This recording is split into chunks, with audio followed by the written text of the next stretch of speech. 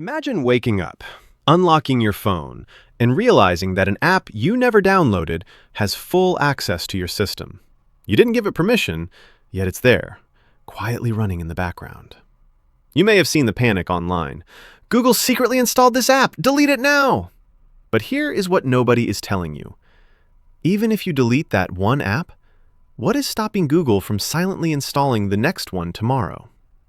In this video, I'm going to show you the truth about Android System Key Verifier, and more importantly, I'm going to show you the prevention method to stop silent installs for good. Alright, welcome back to Tech Authority Zone, where we show you how to be in total control of your smart devices. First, let's look at the culprit, Android System Key Verifier. On paper, this isn't a virus. It's actually a security tool Google uses to verify encryption keys. Basically, it ensures your secure connections are actually secure. So if it's for security, why is everyone angry? Because of consent. It was installed via a Google Play system update without asking you, and that is the real security risk. If they can install a security tool without asking, they can install anything without asking. Before we block them, let's see if you have it.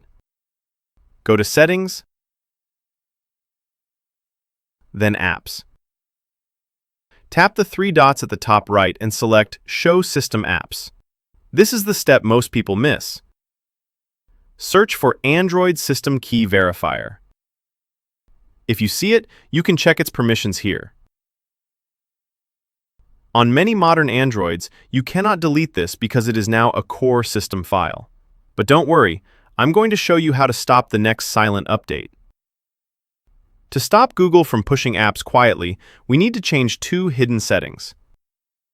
First, open the Play Store. Tap your profile, go to Settings, then Network Preferences.